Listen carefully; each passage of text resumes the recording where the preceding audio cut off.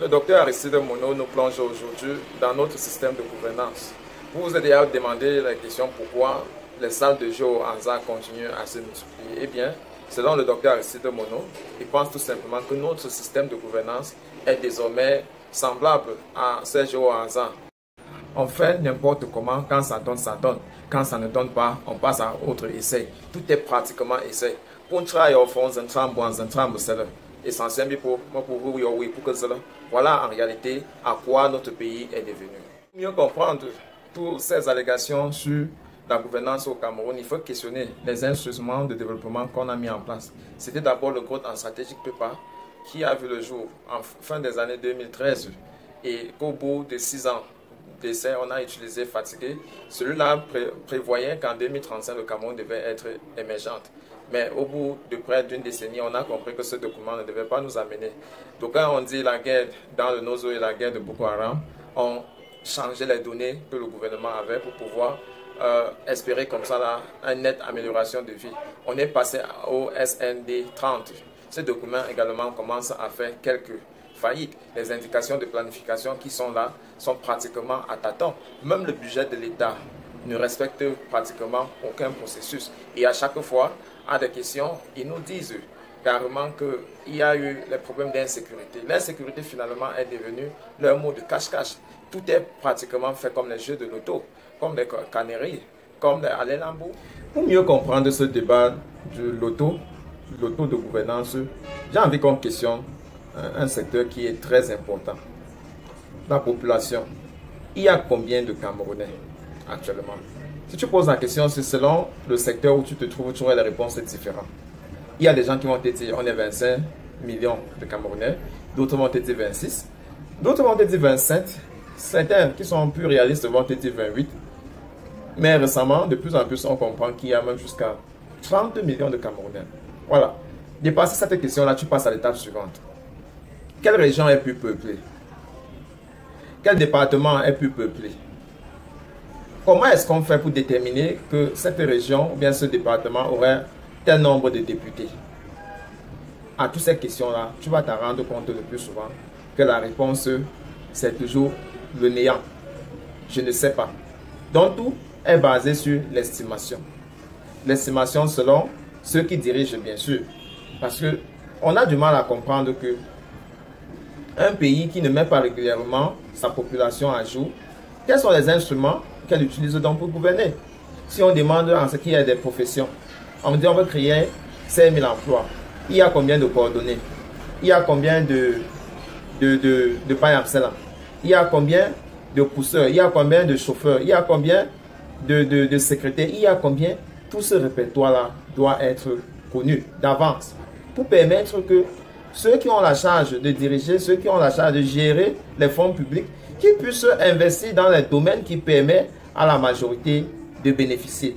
Tenez par exemple un papa qui a une maison bien constituée. Les soeurs, les cousines de sa femme sont à la maison, ses propres cousines sont également à la maison. Mais il ne connaît pas le nombre. C'est sur quelle base alors qu'il sort la ration le matin pour leur donner?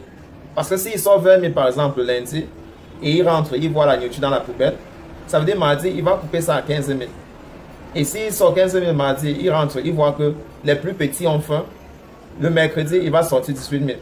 Et puisqu'il y a cette fluctuation-là, puisqu'il n'y a pas de stabilité, ceux qui sont un peu plus malins vont soit trop manger, ou alors ceux qui partent au marché, puisque ce n'est pas stable. Il y a des jours qui vont acheter moins pour garder, pour économiser un peu, et c'est comme ça qu'on encourage la corruption. Hier, pendant la vidéo d'hier, on a beaucoup étalé sur la corruption dans les infrastructures routières. Mais on a également parlé du cas du Comice de Bolova où les tracteurs sont restés dans la brousse. Mais là n'est pas véritablement le problème. C'est l'outil avec lequel on dirige les Camerounais qui fait effectivement le problème. Mais il y a une citation africaine qui dit si tu arrives dans un cours d'eau et que tu vois que l'eau va contre courant, eh bien il faut savoir que ça profite à quelqu'un. Si on a établi que quelqu'un ne peut pas gérer sa maison sans connaître le nombre de personnes qui y vivent, parce que ça serait difficile pour lui de planifier et d'investir, il faut donc se questionner pourquoi l'ordre de 82 a décidé de maintenir le peuple dans le flou. Et je vais vous dire, parce que ça leur permet comme ça là, de voler les élections, d'avoir une main mise sur l'électorat. Et parce que c'est un contrat social où nous négocions après chaque 5 ans. Ils préfèrent maintenir le flou.